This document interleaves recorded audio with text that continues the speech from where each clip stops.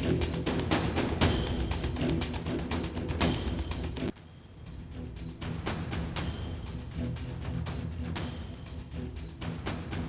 আপনারা জানেন 1995-এর ইতিহাস কার্যত 2025-এ এসে বিল পেশ প্রসঙ্গ উঠতে শুরু করেছে। 95-এর ইতিহাস হঠাৎ করে 2025-এ এসে কেন এতটা তাৎপর্যপূর্ণ এবং ঠিক কোন জায়গায় এসে খটকাটা লাগছে।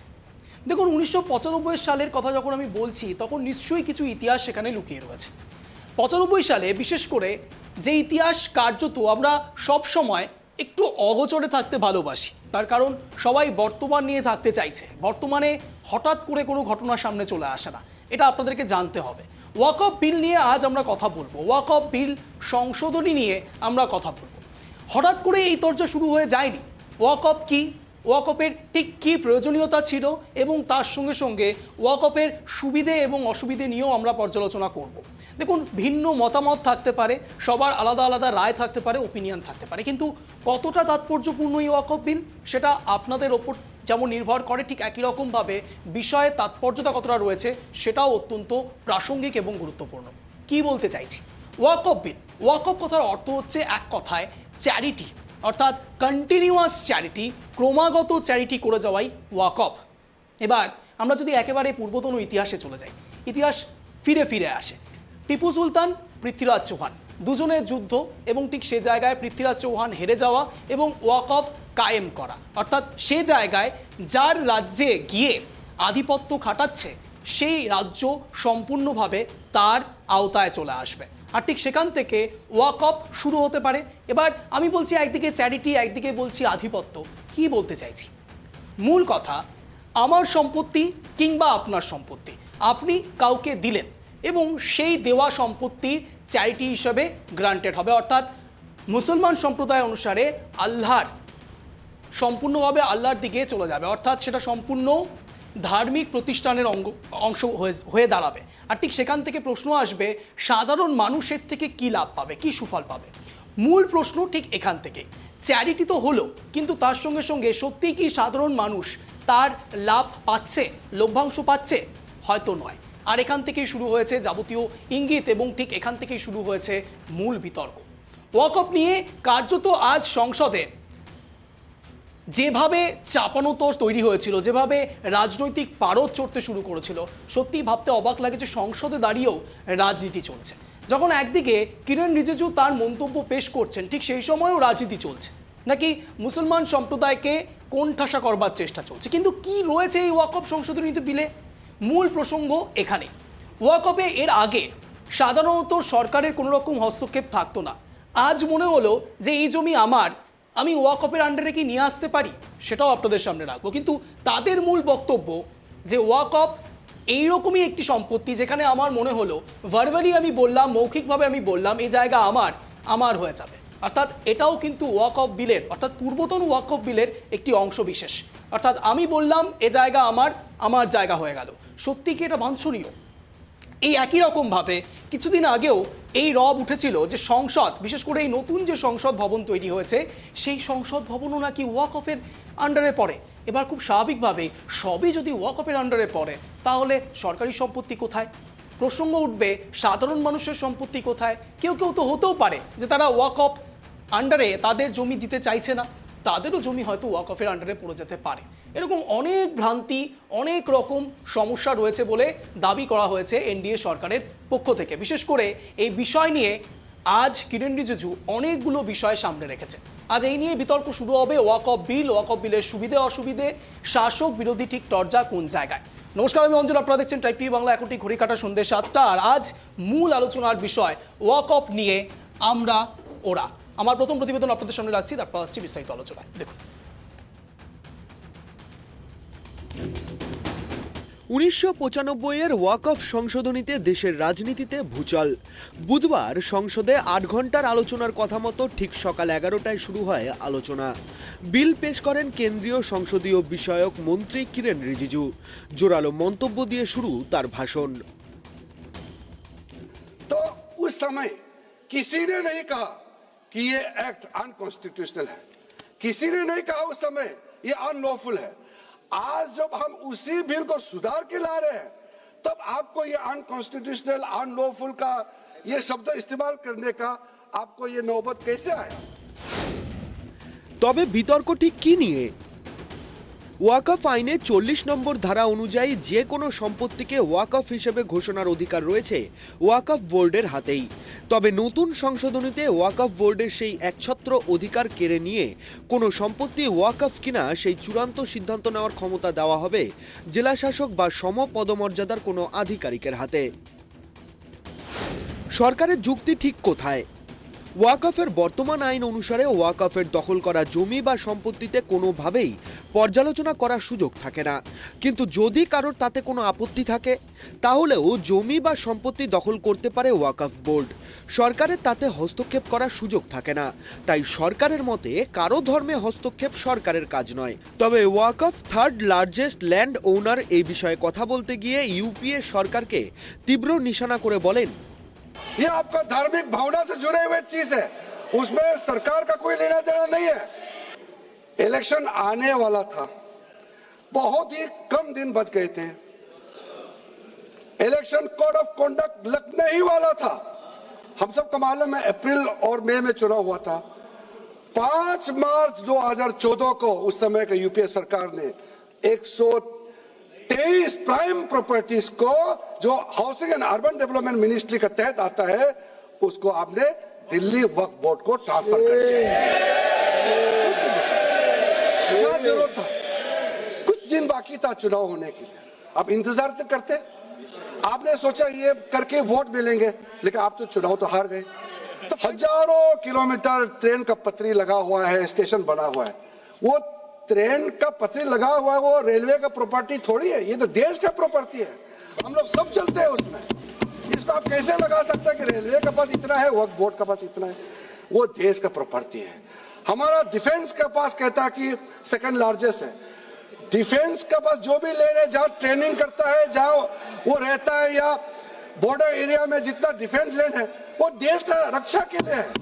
उसको आप कैसे वक्फ प्रॉपर्टी के साथ आप तुलना कर सकते हैं? वक्फ प्रॉपर्टी प्राइवेट प्रॉपर्टी होता है सर। तो इसलिए दुनिया में सबसे ज्यादा वक्फ प्रॉपर्टी हिंदुस्तान में है। सिर्फ हमारा देश में ही नहीं, दुनिया का सबसे बड़ा और सबसे ज्यादा वक्फ प्रॉपर्टी हिंदुस्तान में है। तो फिर ये क्यों है 60 साल तक आप सरकार में रहे हैं, हमारे देश में मुसलमान इतना करीब क्यों है?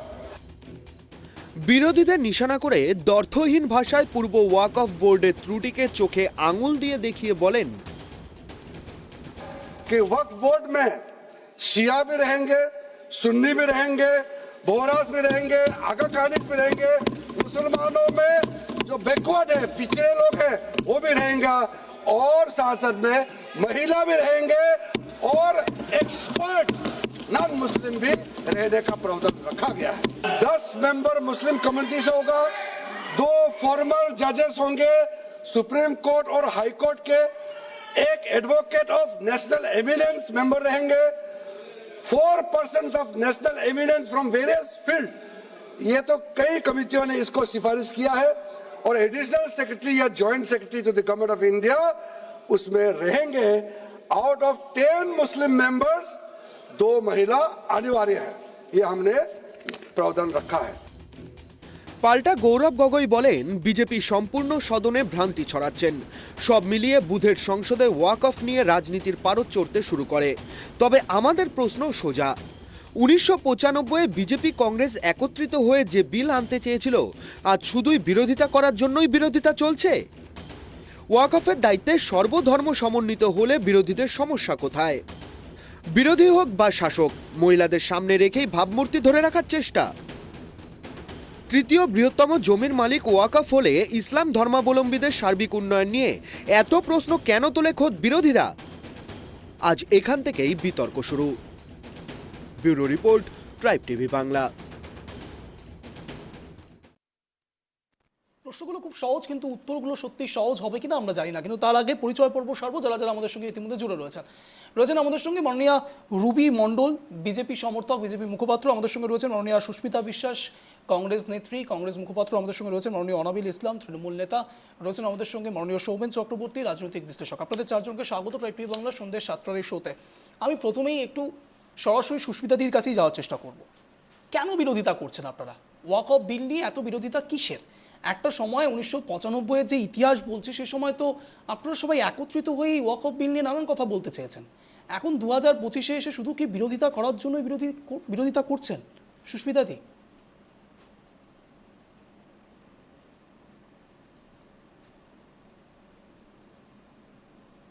আমি জানি না আমার প্রথম প্রশ্নতেই সুস্মিতাদি কেন হঠাৎ করে মাইক্রোফোন এবং ভিডিও দুটোই অফ করে দিয়েছেন। যাই হোক, আমি তাহলে প্রথমে একটু অনাবিল বাবুর কাছে যাব। অনাবিল বাবু, কেন বিরোধিতা করছেন আপনারা? মূল প্রশ্ন, সত্যি কি এটি ইসলাম ধর্মাবলম্বী মানুষদের বিপরীতে সত্যিই যাচ্ছে? আজকে নিশ্চয়ই আপনি সংসদের ভাষণটা শুনেছেন, কিরণ রিজিজু যা বলেছেন আমি স্পষ্ট ভাষায় শুনেছি, সম্পূর্ণ মন দিয়ে শুনেছি। কোন জায়গায় মনে হচ্ছে যে এটা সত্যি সত্যি মুসলমান বিরোধী কোনো আইন বা বিল? কেন মনে হচ্ছে আপনাদের? দেখুন, আমি প্রথমেই আপনাকে নমস্কার জানাই এবং আমার সঙ্গে যারা এই চ্যানেলে বসেছেন আমি প্রত্যেকেই নমস্কার জানিয়ে আপনার কথার উত্তর দেওয়ার আমি চেষ্টা করছি।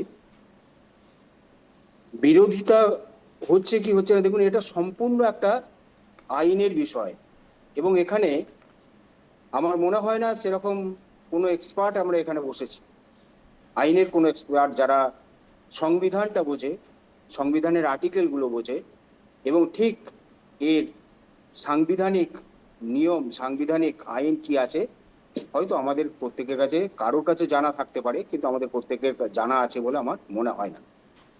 ভারতীয় উপমহাদেশে ওয়াক অফ বোর্ডগুলি 1913 সালে ব্রিটিশ শাসনের সময়ই কিন্তু তৈরি হয়েছিল। তার আগে থেকে? হ্যাঁ, 1913 সালেই তৈরি হয়েছিল। তার আগেও 1894 সাল থেকে চলছে এটা।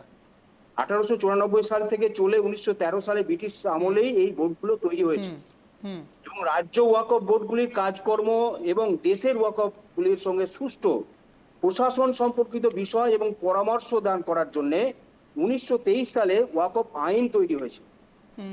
ওয়াকফ আইন তৈরি হয়েছিল, যেটা মুসলিমদের ওয়াকফ আইন প্রতিষ্ঠিত হয়েছিল। দেখুন, সংবিধান এবং আইন বলছে যে এই দেশে ধর্মের উপর আঘাত আনা যাবে না, ধর্ম পালন প্রত্যেক নাগরিকের অধিকার।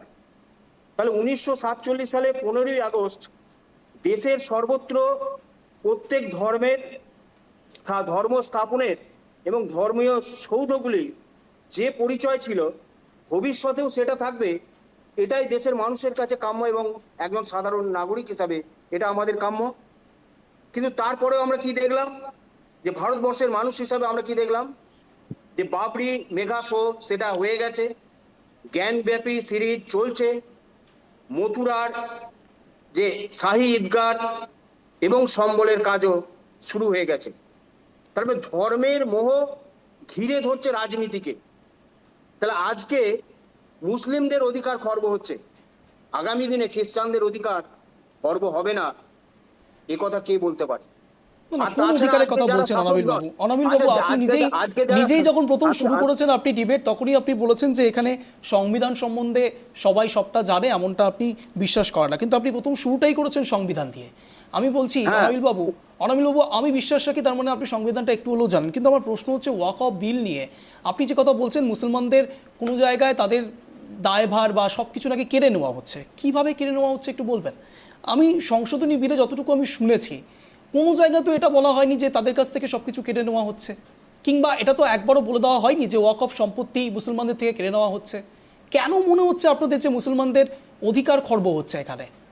এজন্যই কি মনে হচ্ছে যে আগে যে কেউ মৌখিক ভার্বালি কেউ বলে দিল এটা ওয়াকফ সম্পত্তি, সেটা আর হবে না এই জন্যে? দেখুন, এটাও হচ্ছে একটা বিভ্রান্তিকর প্রশ্ন। এটা যেটা আপনি বলছেন এটাও যে একেবারে এটা সাংবিধানিক কথা, এটা আমি মনে করি না যে আমি এটা বলে দিলাম আর এটা আমার হয়ে গেল।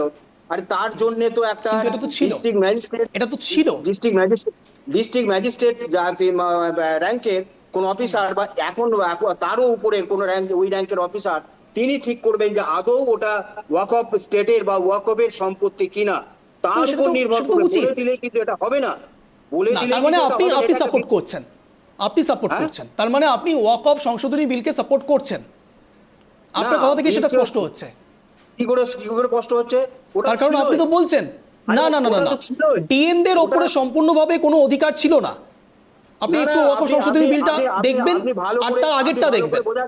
আপনি ভালো করে বোঝার চেষ্টা করুন, ওটা শুরু বুঝছি। থেকেই আছে যে আমি বলে দিলেই হবে এমনটা নয়। একজন ডিস্ট্রিক্ট ম্যাজিস্ট্রেট র্যাঙ্কের, জেলা শাসক র্যাঙ্কের কোনো অফিসার সেটাকে ভেরিফাই করে দেখবে এবং ইন্সপেকশন করে দেখবে যে সেটা সত্যিই ওয়াকফের সম্পত্তি কিনা। তারপরে তার ক্লারিফিকেশন যা আসবে সেখান থেকে সেটা নির্দিষ্ট হবে যে হ্যাঁ ওটা এখানে ওয়াকফের এখানে সম্পত্তি। এখানে আপনি যেটা বলছেন আমি জানি না কোন বিলে এটা ছিল, কিন্তু আমি যতদূর জানি এটা ছিল না। আমি এখানে সুস্মিতাদির কাছে যাব, সুস্মিতাদির কাছে আমি প্রথমেই গিয়েছিলাম। সুস্মিতাদি, আপনি কিছু বলতে চাইছেন, বলুন। মানে সরি, আমার একটা টেকনিক্যাল প্রবলেম হওয়ার জন্য আমি কোনো বেরিয়ে অসুবিধা গেছিলাম নেই, আর কি। কোনো অসুবিধা নেই, বলুন। এবার বিষয়টা হচ্ছে যে কোনো ডিস্ট্রিক্ট ম্যাজিস্ট্রেট কিংবা বিডিও তারা নির্ধারিত করে দেবে ওয়াকফ বোর্ডের কোনটা সম্পত্তি কোনটা সম্পত্তি নয়। এই স্টেটমেন্টটা টোটালি রং। তার কারণ আরে হচ্ছে ভিডিও নয়, জেলা ওয়াকফ- শাসক বা তার থেকে উপরের র্যাঙ্কের আমি কিন্তু দাদা আপনার বলার সময় বলিনি। অনামিল বাবু, বলার সুযোগ দিন। আপনি বলেন না, ঠিক আছে, কিন্তু ভিডিও র্যাঙ্কের নয়, জেলা শাসক বা তার ঊর্ধ্বতন কোনো অফিসার। আচ্ছা, এইবার আমাকে বলতে সুস্মিতাদি দিন। বলুন। হ্যাঁ বলুন। আপনার সময় তো আমি বলিনি। না, আপনি বলেননি, আপনি বলবেন। আপনি একটু সহনশীলতাটা রাখুন, একটু খুব সহনশীলতা আছে সহনশীলতা দিদি, খুব সহনশীলতা আছে। বলুন, সঠিক কথা বলুন, তাহলে চুপচাপ থাকবে, আমি চুপই থাকি। সে কি কংগ্রেস তৃণমূল আপনারা নিজেদের মধ্যে কেন লেগে যাচ্ছেন? সে কি এইবার এটা সম্পূর্ণ বিজেপির ইস্যু। আরে কংগ্রেস এখন কি, কংগ্রেসের নৈতিকতাটা কি? যারা সে কি যারা সংসদে CPM এর দাঁড়িয়ে সঙ্গে একসঙ্গে- গৌরব গগৈ থেকে শুরু করে তৃণমূলের কল্যাণ সঙ্গে বন্দ্যোপাধ্যায় যুক্ত সবাই করে। এক সুরে কথা বলছেন, কংগ্রেসের আর এখানে নৈতিকতাটা আপনারা প্যানেল কোথায়? ডিসকাশনে যারা কংগ্রেস CPM ভার্সেস তৃণমূল কংগ্রেস সঙ্গে করছেন। হাত ধরাধরি প্লিজ করে অনাবিল বাবু, বিরোধিতা সুস্মিতাদিকে করে। বলার সুযোগ দিন। আপনাকে আমি হ্যাঁ, বলার বলুন, সুযোগ বলুন। দিয়েছিলাম, বলতে দিন। আপনি তো মাঝে বলছেন যে কংগ্রেসের সঙ্গে আপনারা তোর লেগে যান। কল্যাণ কেন বাবু, কংগ্রেস কি? আপনারা চুপ করুন তো। আপনাদের কথা মানুষ আর শুনছে না। আপনারা বলছেন আমরা সিপিএম এর হাত ধরেছি, আর আপনাদের সিপিএম কথা এর বলার লোকেরা এখন নৈতিকতাই আপনাদের চলে দলে। এসেছে, সুস্মিতাদি, আপনাদের কথা বলার নৈতিকতাই নেই। আরে যারা CPM এর সঙ্গে হাত মেলায়, যেদিনকে 21শে যারা জুলাই CPM এর এর সঙ্গে হাত মনীষ মেলায়, গুপ্তকে বিপরীত মেরুর দুটো রাজনীতি- আমি কিন্তু এটা দেখার জন্য একেবারেই প্রস্তুত ছিলাম না। মন্ত্রী করেছে, আমি এখানে দুজনকে থামানোর কথা বলবো। দেখুন, বাকি প্যানেলিস্টরা রীতিমতো এই বিষয়ে এন্টারটেন হচ্ছেন, আপনারা এন্টারটেনটা অন্তত করবেন না। Please, এটা কংগ্রেস versus তৃণমূল কংগ্রেসের ইস্যুই নয়। সে কি? শুরু করে রেজ্জা কল্লা থেকে শুরু করে কতজনের নাম বলবো, সব আজকে সিপিএম এর সেই হারমাদা আজকে আপনাদের তৃণমূলের দলে। আপনারা CPM এর সঙ্গে জোট করেছেন 2016 সাল থেকে, জোটে আছেন আপনারা 2016 সাল প্লিজ থেকে অনাবিল বাবু, জোটে বলার আছেন সুযোগ আপনারা। দিন সুস্মিতাদিকে। সুস্মিতাদি, আপনি আপনি বলুন। বলুন। রাবিশ একদম। না প্লিজ প্লিজ, একদম ব্যক্তিগত একদম সুস্মিতাদি প্লিজ, সুস্মিতাদি সুস্মিতাদি বলুন। কথাবার্তা বলবেন না। না, please, please, ডিবেটে please. তর্ক হতেই পারে। বেশ, অনাবিল রাবিশ বাবু, কাকে বলছেন আপনি? অনাবিল বাবু আমি রয়েছি। অনাবিল বাবু, আমার উপর ভরসা রাখুন। সুস্মিতাদি প্লিজ, ব্যক্তিগত আক্রমণ না। সুস্মিতাদি বলুন। এইভাবে আপনি পার্সোনাল আক্রমণ করবেন না। রাবিশ কাকে বলছেন আপনি? আমার সম্পর্কে আমি কি জানেন? দুজনকেই রিকোয়েস্ট করছি, আপনারা টপিকের বাইরে চলে যাচ্ছেন প্লিজ। শব্দ ব্যবহার করতে শিখবেন। আমি সবাইকে বলছি, ব্যক্তিগত আক্রমণ কেউ করবেন না প্লিজ। সুস্মিতাদি বলুন। আপনি বিতর্ক করুন, বিতর্ক করুন, কথা বলুন। বেশ, অনাবিল বাবু প্লিজ আমি বলবো না কোঅপারেট কোনো করুন। কথা। আমি বলবো সুস্মিতাদি, না কোনো কথা। অনাবিল বাবু প্লিজ, অনাবিল বাবু আপনাকে রিকোয়েস্ট করছি, এরপরে কিন্তু আপনার ফেয়ার ডাউন করতে আমি বাধ্য হব। আজকে টানা 8 দিন বসে আপনি বলুন তো এরকম ভাবে কারোর সঙ্গে আমি কথা বলেছি? আমি সবাইকে বলছি, অনাবিল বাবু দেখুন, এখানে প্রত্যেকে আমার অনারেবল গেস্ট, কেউ কাউকে অপমান করবেন না, ব্যক্তিগত স্তরে কেউ আক্রমণ করবেন না, রাজনৈতিক স্তরে আক্রমণ করুন। কিন্তু অনাবিল বাবু, আমি প্রোটেস্ট করেছি, একই সঙ্গে আপনাকে এটাও বলছি, সুস্মিতাদিকে বলতে দিন। আপনি তো বলতেও দিচ্ছেন না। প্লিজ সুস্মিতাদি বলুন। সুস্মিতাদি প্লিজ বলুন। শেষ হলে বলবো। বিষয়টা হচ্ছে আমি অসংসদীয় এবং অগণতান্ত্রিক কথাবার্তা কোনো সময়ই বলি না। আপনিও আমাকে এতদিন ধরে দেখছেন, আমি কিন্তু একবারও ওনাকে রাবিশ বলিনি। উনি যদি আমাকে ভুল বুঝে থাকেন তার জন্য আমি আপনার কাছে ক্ষমা প্রার্থী। আপনি ভুল বুঝছেন, আমি আপনার যুক্তিটাকে রাবিশ বলেছি। যেহেতু আজকের সাবজেক্টটা ওয়াক অফ বোর্ড, আপনি সিপিএম এর সাথে লড়াইতে যদি চলে যান তাহলে তো আমাদের আলোচনাটা করে আমার মনে হয় না কোনো লাভ হবে। শোনা যাচ্ছে কি আমার কথা? একেবারে সুস্মিতাদি, আপনি টপিকের বিষয় বলুন। এবার বিষয়টা হচ্ছে এই ওয়াক অফ বিলে বোর্ডের হচ্ছে central board of council, walk of board of council, তারা কিন্তু নির্ধারিত করে এবং এই ওয়াকফ মানে সম্পত্তিগুলোকে তারা কিন্তু চিহ্নিত করে। আজকে যেই জমি নিয়ে এবং বিশেষ করে কর্ণাটকে যে জমি নিয়ে আজকে বিতর্ক সৃষ্টি করেছে বিজেপি, বিজেপি বলছে পার ইয়ারে 220 লাখ কারোর রুপিস এখানে সেখানে আসে, 220 কারোর মানে সেখানে আসে না, সেইটা কি গভর্নমেন্টকে উত্তর দিতে হবে। এবং মল্লিকার্জুন খার্গেকে মানে টার্গেট করে বলেন রাজ্যসভায়, এই কথাটা মল্লিকার্জুন খার্গেকে টার্গেট করে বলা হয় যে এইটা কোনো মুসলিম মসজিদ কিংবা মুসলিম ওয়াকফ বোর্ড কোনো এরকম কোনো জায়গা থেকে সম্পত্তি আসছে কিনা কিংবা কোনো মাদ্রাসা, সেটাকে ইন্ডিকেট করে দেওয়ার জন্য। এবার বিষয়টা হচ্ছে, দেখুন আমাদের সারা ভারতবর্ষে আমি যদি বলি আমাদের বড় বড় যত হেরিটেজ গুলো আছে সেগুলোও কিন্তু সব ওয়াকফ বোর্ডে। আজকে আমরা জানি জামা মসজিদ, তারপরে হচ্ছে তাজমহল, তাজমহল যেটা সারা বিশ্বে আমাদের, যার জন্য আমরা একটা মানে বিশ্বের সপ্তম আশ্চর্যের মধ্যে যেটা একটা 1 নম্বরে রয়েছে, সেই তাজমহলের জমিটাও কিন্তু ওয়াকফ সম্পত্তি, সেটা নিয়েও কিন্তু আগে অনেক বিতর্ক হয়েছে। এবার বিষয়টা হচ্ছে আমরা যেটা দেখতে পাচ্ছি সেটা হচ্ছে 36.18 লাখ একর জমি আজকে দেখা যাচ্ছে যে ওয়াকফ বোর্ডের আন্ডারে। এবং সবচেয়ে বড় কথা হচ্ছে যে ওয়াকফ যে প্রপার্টি, সেই ওয়াকফ প্রপার্টি সম্পত্তির হিসাব হচ্ছে 1.2 লাখ কারোর।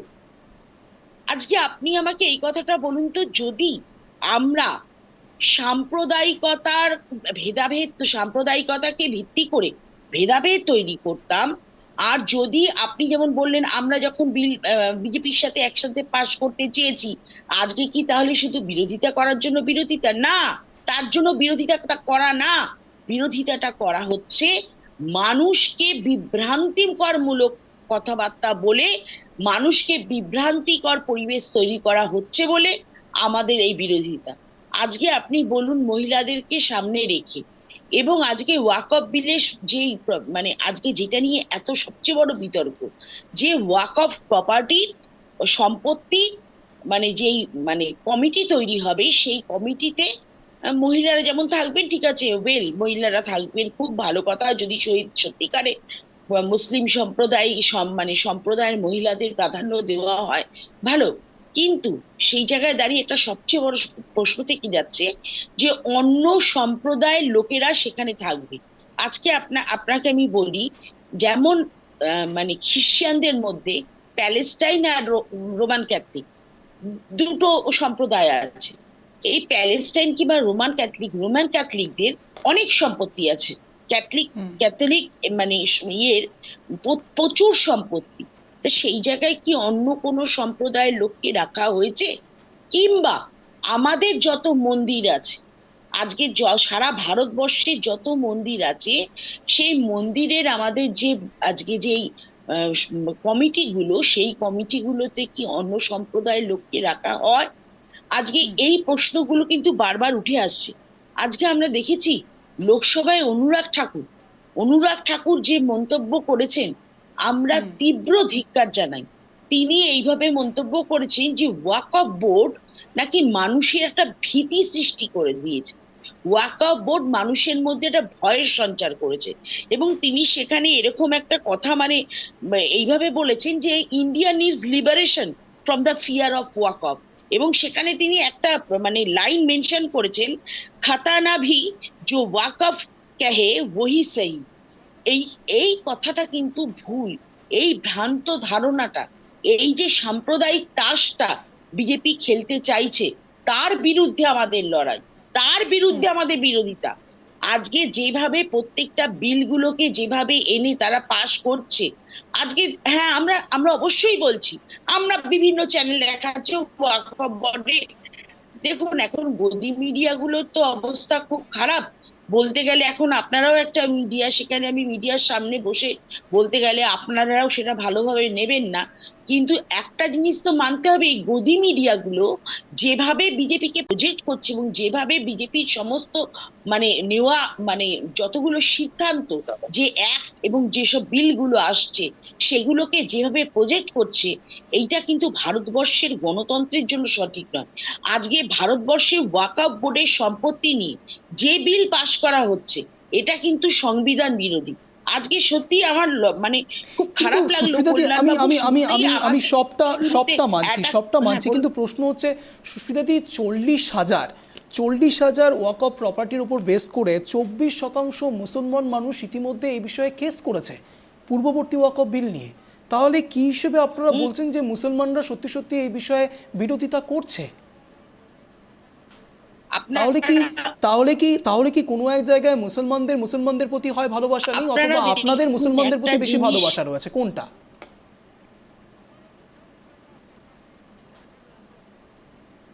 সুস্মিতাদি, শোনা যাচ্ছে আমার কথা? সুস্মিতাদি, শোনা যাচ্ছে আমার কথা? না, আমি না লাস্ট মানে তোমার প্রশ্নটা ভালোভাবে শুনতেই পারিনি, তখন আচ্ছা। কেটে গেছে, মানে বলছি। লাইনটা কেটে গেছিল, তোমাদের কোনো ইস্যু হয়েছিল হয়তো। বুঝতে পেরেছি। আমাকে একটু- 40,000 বলছি, 40,000 ওয়াকফের এই সম্পত্তি ঘিরে 24% মুসলমান মানুষ এই বিষয়ে কেস করেছেন পূর্ববর্তী ওয়াকফ বিলের ওপর ভিত্তি করে। তাহলে মুসলমানের এই ওয়াকফ বিলের প্রতি সত্যি আস্থা নেই, নাকি আপনাদের ওয়াকফ বিলের প্রতি আস্থা নেই, কোনটা?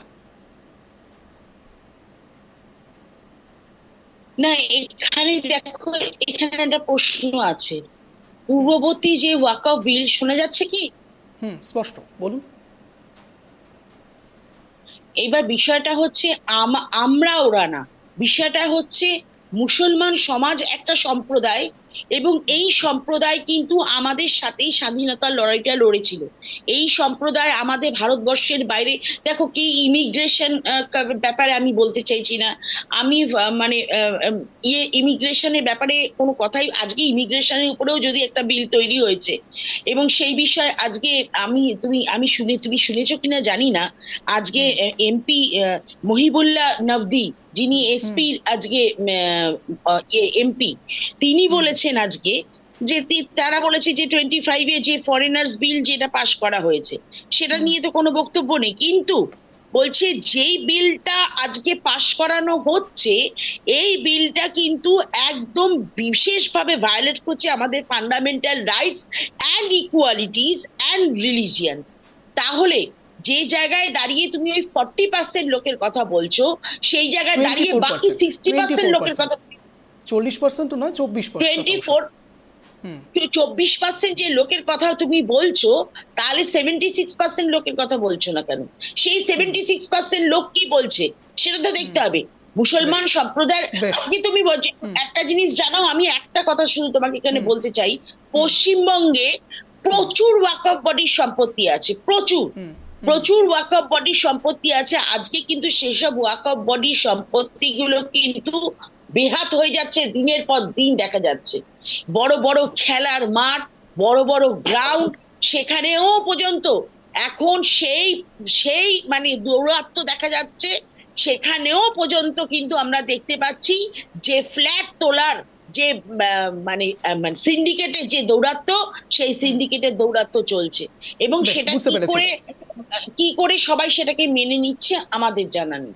বুঝতে পেরেছি। আমি এখানে সরাসরি রুবিদির কাছে যাবো, খুব একটু সংক্ষেপে আমি রুবিদির থেকে উত্তরটা নেব। তার কারণ ওই অনেকটা সংসদের মতো ওই অনেক সময় বলা হয় না যে বিরোধীদেরকে কথা বলার কম সুযোগ দেওয়া হয়, আমরা একটু বিরোধীদেরকেই বেশি বলার সুযোগটা দেবো, তার কারণ শাসক তো অনেক বলছে নাকি। রুবিদি, আপনার অর্ধেক কাজ তো শেষ করে দিয়েছে অনাবিল বাবুই, আমি শুধু আপনার থেকে একটা বিষয় একটু জানার চেষ্টা করব। মূলত সুস্মিতাদির শেষ কথা প্রসঙ্গে যদি আমি বলি, তাহলে কোনো এক জায়গায় সংসদে স্পষ্ট বলা হয়ে গিয়েছে, কিরণ রিজিজু বলেছেন রাজ্যের হাতেই সবটা থাকবে, এমনটা নয় যে সেন্ট্রাল গভর্নমেন্ট সবটা করছে, রাজ্যের হাতেই থাকবে। অর্থাৎ সেই জায়গায় সুস্মিতাদি বোধহয় একটু এই শেষে এই যে খোঁচাটা দিলেন, নিশানা করবার চেষ্টা করলেন রাজ্যের ক্ষেত্রে, ওই সেই আবারও ওই সেটিং তত্ত্ব। রুবিদি। না না, বেসিক্যালি সুস্মিতাদি কিছুই জানেন না। এবার আপনি যদি আমাকে কম সময় দেন তাহলে উনি জানতেও পারবেন না বিষয়টা, তাই একটু বলার সুযোগ দিতেই হবে। আচ্ছা, প্রথমেই বলি, যে কোনো সম্পত্তিকে ওয়াকফ বলে ঘোষণা করলে সেই সম্পত্তি তাদের হয়ে যায়, এটা আমরা সবাই জানি। আমরা জানি যে তারা কি কি দাবি করেছে, সেগুলোও জানি। ফোর্ট উইলিয়াম থেকে শুরু করে অযোধ্যা মন্দির থেকে শুরু করে কুম্ভ মেলা যেখানে হচ্ছে সেটাও নাকি ওয়াকফ বোর্ডের প্রপার্টি। এত সম্পত্তি তারা বলে ফেলেছে। এই যে কিছু কিছু জিনিস সংশোধন করতে হবে, সেই সংশোধনগুলো নিয়েই বলা হচ্ছে। সুস্মিতাদি জানেন না হয়তো, এখানে বলা হয়েছে বেশি কিছু না, যারা 5 বছর ইসলাম ধর্মাচরণ করছেন তারাই নতুন করে সম্পত্তি দান করতে পারবেন। এটা হয়তো উনি জানেন না, উনি মেনশন অব্দি করেননি।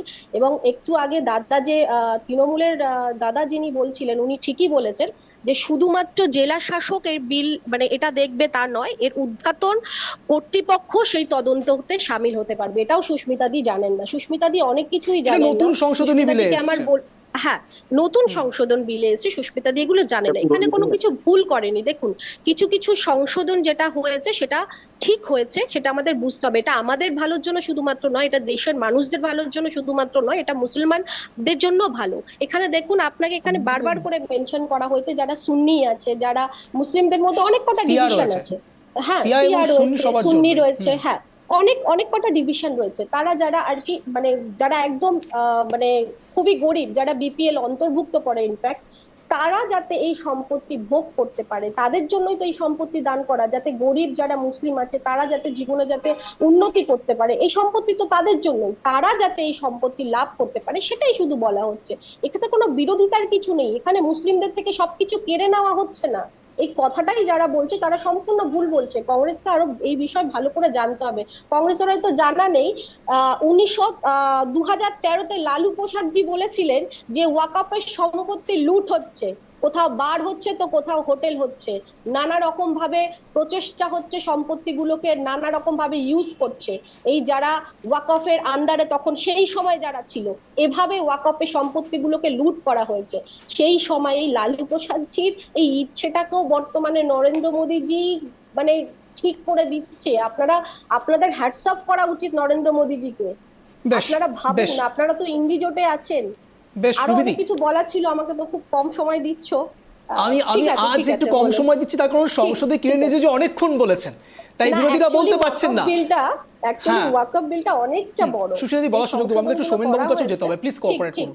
নিশ্চয়ই বেশ, আমি নিশ্চয়ই আমি একটু সোমেন বাবুর কাছে যাবো। সোমেন বাবু, কার্যত একটা সময় এরকম অভিযোগ উঠেছিল, যে অভিযোগ সরাসরি রুবিদি, সুস্মিতা আমি আসছি, রুবিদি যেটা সরাসরি অভিযোগ তুললেন যে লালু প্রসাদ যাদব নাকি বলেছিলেন যে বার এবং হোটেল হচ্ছে, ওয়াকফ সম্পত্তি নাকি লুট হচ্ছে।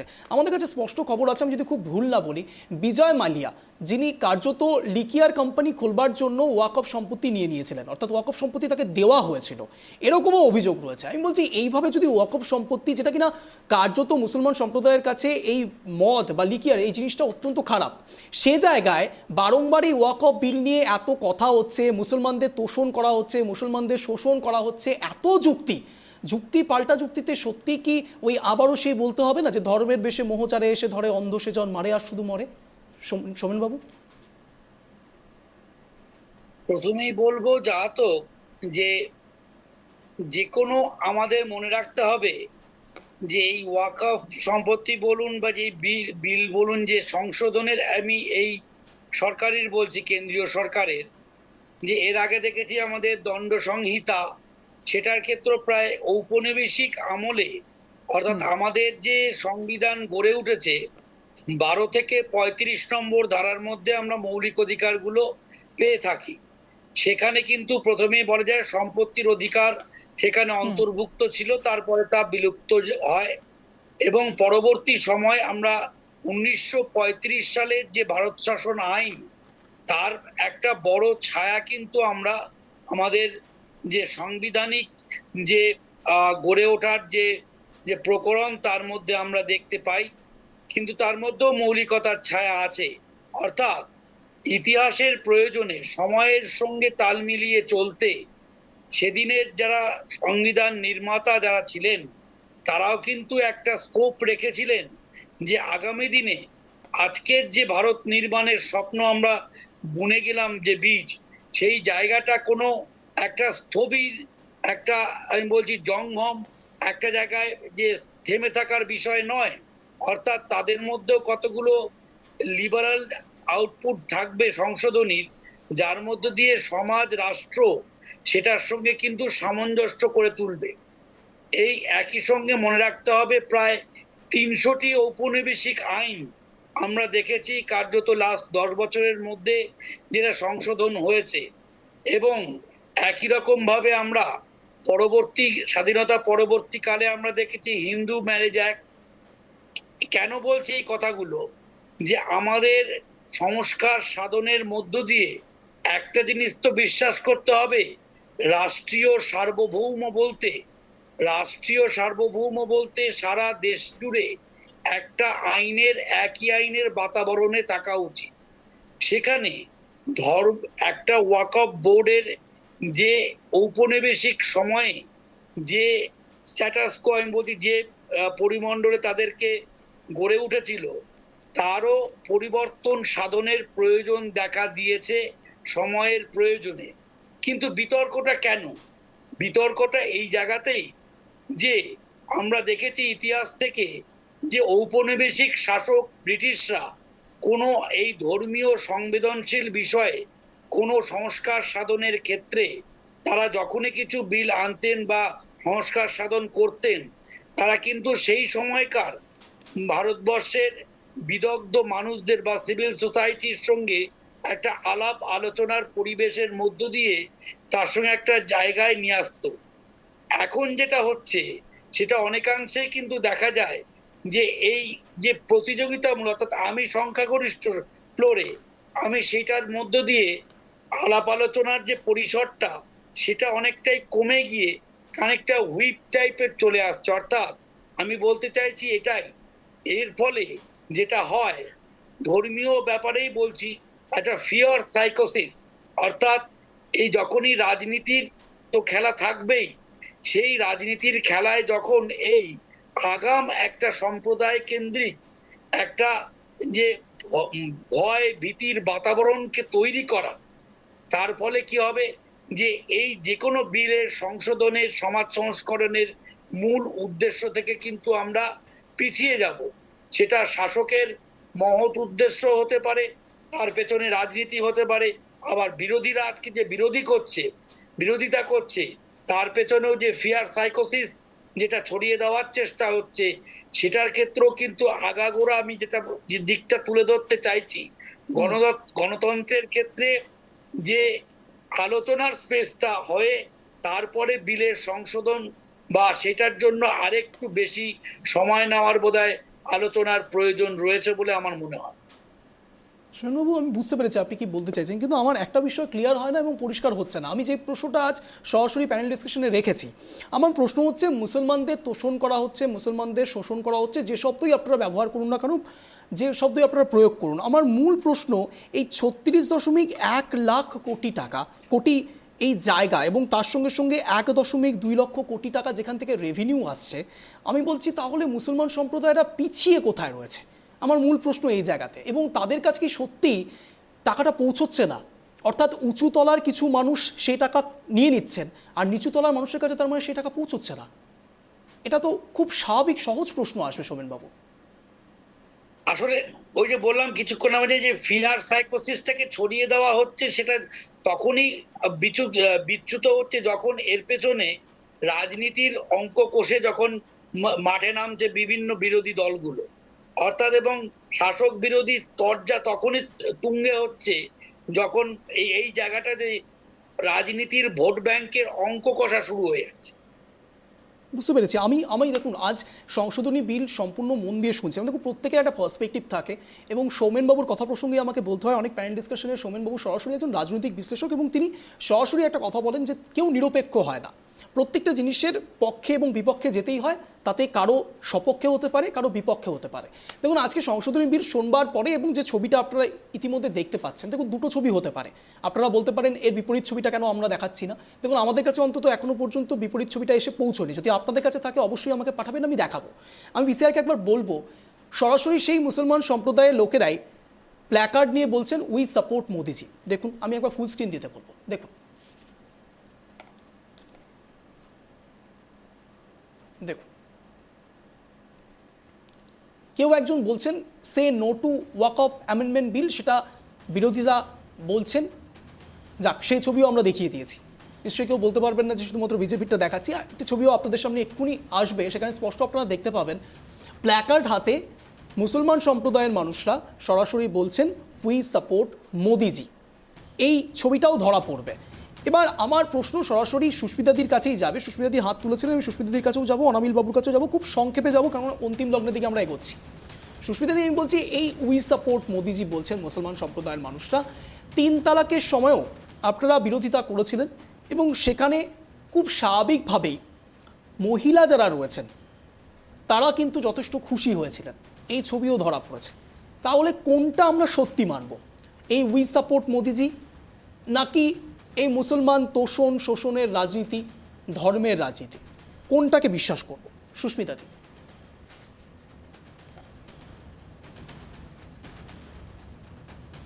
সুস্মিতাদি, আমার কথা শোনা যাচ্ছে?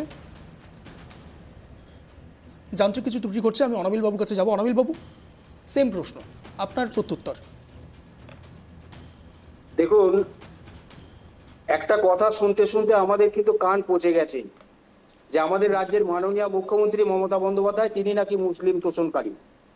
তাহলে এটা যদি মুসলিমদের ভালো করার জন্য যদি বিজেপি এই অ্যামেন্ডমেন্ট বা এই সংশোধনী বিল নিয়ে আসে, তাহলে বিজেপির মধ্যে কি মুসলিম তোষণের হাওয়াটা উঠলো নাকি? এটা আমাদের কাছে কিন্তু একটা খুব বড় প্রশ্ন, যে হঠাৎ করে মুসলিমদের জন্য দরদ এত উঠলো কেন? এর কারণটা কি? মুসলমানদের বিরোধিতা করলেও আপনারা বলেন মুসলমানদের সাপোর্ট করলে পরেও আপনারা প্রশ্ন তুলছেন। তাহলে কোনটা বিশ্বাস করব? অঞ্জন বাবু বলতে দিন, লেট মি ফিনিশ। যেখানে শুভেন্দু অধিকারী যেখানে বলছেন মুসলিম এমএলএদেরকে চ্যাংদোলা করে রাস্তায় ফেলে দাও। সুস্মিতাদি, আপনাকে বলার সুযোগ দিয়েছিলাম কিন্তু আপনি কোনো কারণে যান্ত্রিক কিছু ত্রুটি ঘটেছে। মুসলিম এমএলএদেরকে চ্যাংদোলা করে রাস্তায় ফেলে দাও। সেই তার কেন্দ্রীয় নেতৃত্ব, তার সংসদের নেতৃত্বরা তারা আবার মুসলিমদের জন্য তাদের যে গম্ভীরাশ্রু, সেখানে মুসলিমদের কি করে ভালো হবে এই অ্যামেন্ডমেন্ট বিল তারা নিয়ে আসছে। আর আপনি যেটা বারবার বলছেন না যেটা ছিল জেলা শাসক, না ভঞ্জন বাবু, আমি খুব তর্কহীন ভাষায় দাবি করছি এটা পুরনো বিলেতেই এটা ছিল যে একজন জেলা শাসক তিনি ঠিক করবেন। আর এখন যেটা নতুন বিলে আছে জেলা শাসকের থেকে আমি এখনো দর্থহীন ভাষায় বলছি, এই আগের বিলে এটা যদি সত্যি থেকে থাকে তাহলে আমার তো অন্তত জানা নেই, কিন্তু এই বিলে আগের বিলে অন্তত পূর্ব বিলে এটা ছিল না। এখন যেটা অ্যামেন্ডমেন্ট যেটা হচ্ছে সেটা জেলা শাসকের থেকে কোনো বড় র্যাঙ্কের অফিসার সেটা নিষ্পত্তি করবেন। এটা হচ্ছে এক নম্বর। জেলা শাসকের উপর পূর্ণ দায়িত্ব থাকবে এবং তার সঙ্গে সঙ্গে উপরের আধিকারিকরাও দেখবেন। এবং তার সাথে পুরনো বিলে ছিল একজন কেউ ওয়াকফে কোনো সম্পত্তি দান করলে সেটা 15 দিনের মধ্যে পোর্টালে তুলতে হতো, আর এখন সেটাকে টেনে নিয়ে গিয়ে 90 দিন করার প্রস্তাব কেন? তা এর পিছনে কি দুরভিসন্ধি? এ প্রশ্ন কি আসবে না? আর আজকে কাদেরকে বিশ্বাস করবে? বা বিজেপি একটা হচ্ছে ভোট কেন্দ্রিক দল, তাদের যাবতীয় কর্মসূচি হয় ভোটের আগে। আর তাছাড়া আজকে আমরা কি দেখতে পাচ্ছি যে তারা কোনো এখন কোথায় ভোট রয়েছে? আপনি কি বিহারের ভোটের কথা বলছেন? হ্যাঁ, আপনি কি বিহারের ভোটকে ইন্ডিকেট করতে চাইছেন? না, বিহারের সব ভোট আছে, কোথায় আছে আপনিও খুব ভালো করে জানেন, আমিও খুব ভালো করে জানি। আর দেখুন, রাজ্যগুলোর ন্যায্য পাওনা আটকে বছরে এই 1 বছরের মধ্যে 2 লক্ষ কোটি টাকা মুনাফা করেছে সেন্ট্রাল গভর্নমেন্ট, কেন্দ্রের সরকার। বেশ, অন্তিম লগ্নের দিকে যাচ্ছি। আপনাদের সকলকে এবার 1 মিনিট করে স্ট্যান্ড পয়েন্ট রাখার সুযোগ দেবো। আমি প্রথমেই সুযোগ দেবো সুস্মিতাদিকে। সুস্মিতাদি, আপনার 1 মিনিট সময় শুরু হচ্ছে এখন, আনইন্টারাপ্টেড, বলুন। রুবিদিকে প্রথমে একটু ধন্যবাদ জানাই যে আপনি বললেন আমি কিছুই জানি না, আমি জানি না হয়তো, তাই আপনাকে বলি এই যে আপনি যে পয়েন্টটাকে তুলে ধরলেন না, যারা হকদারি লোক তারা যদি 5 বছরের বেশি মানে মোর দেন 5 ইয়ার্স যদি তারা ধর্ম 5 বছর মানে 5 বছর ধর্মাবলম্বী হন কিংবা ধর্মে বিশ্বাস করেন, তাহলে মোর দেন 5 ইয়ার্স বললাম তো, ধর্মাচরণ করলে বিশ্বাস না, প্র্যাকটিস করতে হবে। ইসলাম ধর্মকে নিয়ে প্র্যাকটিসের কথা বলা হচ্ছে। সুস্মিতাদি বলুন। হ্যাঁ, মানে একদম জাস্ট প্র্যাকটিসেস। তারা কিন্তু এই ওয়াকফ বোর্ডের সম্পত্তি তারা কিন্তু হস্তান্তরিত করতে পারবে, কিন্তু এই হস্তান্তরিত যদি 5 বছর কেউ ধর্ম প্র্যাকটিস করার পর যদি কেউ সেইখানে আজকে সে মনে করে সে ওয়াকফ বোর্ডের সম্পত্তি হস্তান্তরিত করবে, তাহলে সেই জায়গায় একটা বড় কোশ্চেন মার্ক থেকে যাচ্ছে না? আজকে অনাবিল বাবু যেই কথাটা তুললেন, সেই কথাটা তুলতে আমি বাধ্য হচ্ছি। আজকে সত্যি তো 90 দিনটা পর্যন্ত কেন এক্সটেন্ড করা হলো? এই 90 দিনে তো অনেক কিছু হতে পারে। আমি একটা জিনিস পরিষ্কার বলবো, আমি সবার শেষে, সবকিছু শেষে আমি একটা বলবো, এই যে বিজেপি আর তৃণমূল যে এই যে ঘোলা জলে মাছ ধরতে নেমেছে না, এই যে নোংরা রাজনীতি ধর্মকে রেখে, আমি রুবিদি বলছি, আমি সুস্মিতা, আমি আর যখন সময় দিতে পারবো না। আমি এক সেকেন্ড শুধু একটা কথা শুধু বলছি, আজকে রুবিদি যখন বলছে তাজমহল, আমি যখন বলছি তাজমহলের কথা, জামা মসজিদের কথা, রুবিদি যখন বলছে প্রয়াগরাজের কথা, অযোধ্যার মন্দিরের কথা, মানে এই যে খেলা, এই খেলাটার বিরুদ্ধে আমরা এই খেলা বেশ, বুঝতে চাই পেরেছি। না। আজকে বুঝতে পেরেছি। মাত্র আমাকে এবার রুবিদিকে সময় দিতে হবে। রুবিদি, আপনার 1 মিনিট সময় শুরু হচ্ছে এখন, আনইন্টারাপ্টেড। 1 মিনিটে হবে না অঞ্জন, এনার উত্তর দিতেই আমার 1 মিনিট লাগবে, প্লিজ একটু উত্তর দিতে দাও ভাই আমার। রুবিদিকে সময় হ্যাঁ, সময় একটু দাও। উত্তর দিতে দাও। এই যে উনি বারবার করে বলছি রাম মন্দিরে, রামের জন্মস্থান রামজির, বুঝতে পেরেছেন? মানে ইসলাম ধর্ম তখন হয়নি, তখন আসেনি তখনের, তো তারা যদি এখন হঠাৎ করে দাবি করে বসে যে সেটা তাদের সম্পত্তি, তো আমরা তো সেটা নিয়ে বাধা দেবই, খুব স্বাভাবিক, বাধা না, বেশ, আমরা এবার টাইমার অন হবে, টাইমার অন হবে। দেখি দিতে পারি। এবার উনি যেটা বলছেন যে হুমায়ুন কবিরের কথা বলছেন, দেখুন হুমায়ুন কবির আগে কথাটা বলেছে যে আপনার মানে হিন্দুদেরকে 30% এখানে রয়েছে, আমরা কেটে ভাগীরথীর জলে ভাসিয়ে দেবো, এই কথাটা হুমায়ুন কবির বলেছে। আর এখানে সবকা সাথ সবকা বিকাশেরই কথা বলছে নরেন্দ্র মোদীজি, অলওয়েজ বলে এসছে, এবং আপনাদেরকে এরকম একটা ফোবিয়াতে ভুগিয়ে রেখেছে, সেটা হচ্ছে না, মমতা আনইন্টারাপ্টেড। বন্দ্যোপাধ্যায় সুস্মিতাদি, please। এবং কংগ্রেস সুস্মিতাদি। অলওয়েজ আপনাদের ওপর দিয়ে রুটি শিখে গেছে, সেটা আপনারা এখন অব্দি বুঝতে পারছেন না।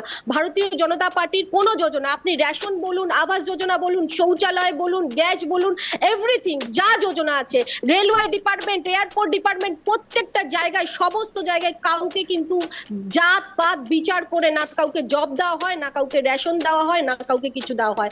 সবকা সংক্ষেপে। সাথ সবকা বিকাশের সাথেই কাজ করছে ভারতীয় জনতা পার্টি অলওয়েজ। কিন্তু এটা না যে আমি আজকে হিন্দু বলে আমাকে নতুন করে ভেগ ধারণ করে গিয়ে আমাকে বলতে হবে যে হ্যাঁ আমি মুসলিম ভাইদের সাথে আছি বা কিছু, সাথে আছি আলাদা ব্যাপার, তার মানে এই না যে আমাকে হিজাব করে ঘুরতে হবে। আমি সেখানে গিয়ে হাত জোর করে আমার ধর্মটাকেও আমি দেখাতে পারি। আমাদের বক্তব্য এটা, যেটা আপনাদেরকে মমতা বন্দ্যোপাধ্যায় করছে, শুনে রাখুন, আপনাদের ওয়াকফ বোর্ডের সম্পত্তি পশ্চিমবঙ্গে 80,000 আছে প্রায়, সেখানে সিন্ডিকেট হচ্ছে, আপনারা আটকাচ্ছেন না কেন? সেখানে বার হচ্ছে, বেশ, আপনারা আটকাচ্ছেন বেশ। না কেন? সেটা নিয়েও যদি কেউ ভেবে থাকে, সেটাও ভারতীয় জনতা পার্টি কখনো মুসলিমদের বিরুদ্ধে ছিল না। বেশ, বুঝতে ভারতীয় পেরেছি। জনতা পার্টি রুবিদি কোঅপারেট করুন, আমাকে অনাবিল বাবুর কাছে যেতে হবে। আমি দেখুন একদম শেষ লগ্নে রয়েছি, প্লিজ পালস আপ করবেন না। আমি অনাবিল বাবুর কাছে যাবো। অনাবিল বাবু, আপনার 1 মিনিট সময় শুরু হচ্ছে এখন, আনইন্টারাপ্টেড, বাকিদের সাউন্ড মিউট হবে। অনাবিল বাবু বলুন। অনাবিল বাবু, আপনি বলুন, আপনার টাইমার অন হয়ে গিয়েছে। যারা গান্ধীজিকে সমর্থন অনাবিল বাবু, আপনি বলুন। হ্যাঁ, আগে ওনাদের ঝগড়াটা থামুক, তবে তো আমি বলবো, নাহলে শুনতে পাবেন না, তো আপনি আবার শুনতে পান না। স্পষ্ট স্পষ্ট শুনতে দেখুন, না, পাচ্ছি। আমি একটু রুবিদিকে শুধু এই কথাটা বলতে চাইছি, সুস্মিতাদি, please। নতুন নতুন নামাক বেশ, সুস্মিতাদি প্লিজ কোঅপারেট করুন। অনাবিল বাবু বলুন, অনাবিল বাবু বলুন। এভাবে করলে অনাবিল বাবু সময় পাবে না। অনাবিল বাবু প্লিজ, আপনি বলতে থাকুন। আপনি শুনতে পাবেন না বাবু, এর মধ্যে হ্যাঁ, শুনতে পাচ্ছি, আমি স্পষ্ট শুনতে পাচ্ছি, আপনি বলুন, বাকিদের সাউন্ড মিউট আছে। বলবো ওনাদের ঝগড়ার মধ্যে আমি কি করে বলবো বলুন? অনাবিল বাবু, বাকিদের সাউন্ড মিউট রয়েছে, আপনি বলুন। হ্যাঁ, দেখুন, আমি যে কথাটা বলতে বলতে আপনি আমাকে থামিয়ে দিলেন, যে রাজ্যের ন্যায্য পাওনা আটকে বছরে 2 লক্ষ কোটি টাকা মুনাফা অর্জন করেছে এই সরকার। একটা দেউলিয়া সরকার এখন একটা অন্তঃসার শূন্য তার চেহারাটাকে সাধারণ মানুষের সামনে বুঝতে না দেওয়ার জন্য বিভিন্ন বিতর্কিত বিষয়গুলোকে তুলে নিয়ে এসে ঘুরিয়ে দেওয়ার কৌশল মাত্র। তাদের মুসলিমদের প্রতি কোনো দরদ আছে বা এতে মুসলিমদের, সাধারণ ধর্মপ্রাণ মুসলিমদের কোনো হিত সাধন বা কল্যাণ সাধন হতে পারে, এটা আমি বিশ্বাস করি না। তার কারণ বিজেপি হচ্ছে একটা ভোট কেন্দ্রিক দল, তাদের যাবতীয় কর্মসূচি ভোটের আগে সংগঠক তৈরি করার ক্ষমতা তাদের নেই। তাই বিরোধীদের দখলে থাকা প্রায় সব রাজ্যেই দেখবেন বিরোধী দল থেকে নেতা নিয়ে ভাঙিয়ে নিয়েছে, কুর্সি দখলের চেষ্টা করে যাচ্ছে, এবং এটাও হচ্ছে একটা গিমিক মাত্র, এর মধ্যে কোনো হিত সাধন বা কোনো কল্যাণ সাধন বলে কিচ্ছু নেই। অঞ্জন, আমি একটা প্রশ্নই ওনাকে করব, যে মমতা বন্দ্যোপাধ্যায় যে হিন্দু ধর্মকে যে গালি দিয়ে যে কথাটা বলেছে, আপনি কি আচ্ছা সমর্থন অঞ্জন বাবু, করেন? তাহলে ওনার সঙ্গে আমাকে আপনার বিতর্ক ওখানে করতে দেই। আপনাদের আমি শেষ লগ্নে এসে সবাইকে রিকোয়েস্ট করছি প্লিজ, এবার আমাকে একটু সৌমেনবাবুর কাছে যেতেই হবে প্লিজ। আমি সকলকে অনুরোধ করছি, এবার প্লিজ আপনারা থামুন, আমাকে সৌমেনবাবুর কাছে যেতে হবে। রুবিদি প্লিজ, অনামিবাবু প্লিজ, আমাকে সৌমেনবাবুর কাছে যেতে হবে। পিসিআর কে বলবো বাকিদের সাউন্ড মিউট রাখতে। সৌমেনবাবু আপনার 1 মিনিট সময় শুরু হচ্ছে এখন, আনইন্টারাপ্টেড, বলুন।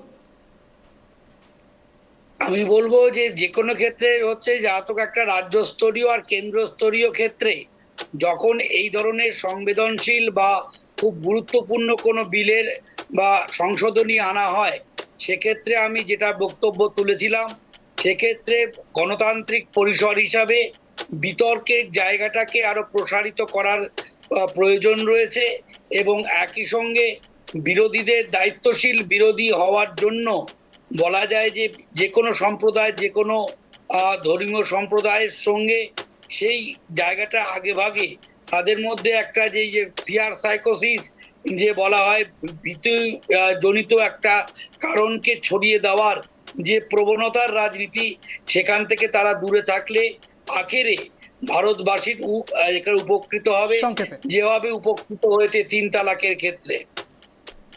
বেশ, নির্ধারিত সময়ের আগে আপনি শেষ করেছেন। আপনাদের প্রত্যেককে অনেক ধন্যবাদ ট্রাইব টিভি বাংলা আসার জন্য, সন্ধ্যা 7টার এই শোতে যোগদান করার জন্য। আমি জানি অনেকের আপনাদের অনেক কিছু এখনো হয়তো বলার ছিল, কিন্তু হয়তো বলে উঠতে পারিনি, কিন্তু আমাদের সময় হাতে সত্যি আর নেই। আমি যে কথা বলে আজকের এই স্পেশাল শো শেষ করবো, দেখুন বিরোধিতা থাকতে পারে, যে কোনো বিষয়ের ক্ষেত্রে বিরোধী থাকতে হবে, তার কারণ এটাই তো গণতান্ত্রিক পরিকাঠামো। শাসক বিরোধী দরজা থাকবে, কিন্তু তার থেকে সার কি বেরিয়ে আসছে, ফলাফল কি বেরিয়ে আসছে, সেটা সবচেয়ে গুরুত্বপূর্ণ। সংসদে দাঁড়িয়ে সাধারণ মানুষের জন্য শাসক যেমন কিছু করতে চাইবেন, বিরোধীরাও ঠিক একই রকমভাবে কথা বলতে চাইবেন। কিন্তু শেষ লগ্নে সত্যি কি সাধারণ মানুষ এই 8 ঘন্টার বিশ্লেষণ থেকে কিছু পেলেন? বিচার আপনাদের ওপর। এরকমই টানটান শো দেখার জন্য প্রতিদিন ঠিক সন্ধ্যে 7টায় নজর রাখতে হবে ট্রাইব টিভি বাংলার পর্দায়। নমস্কার।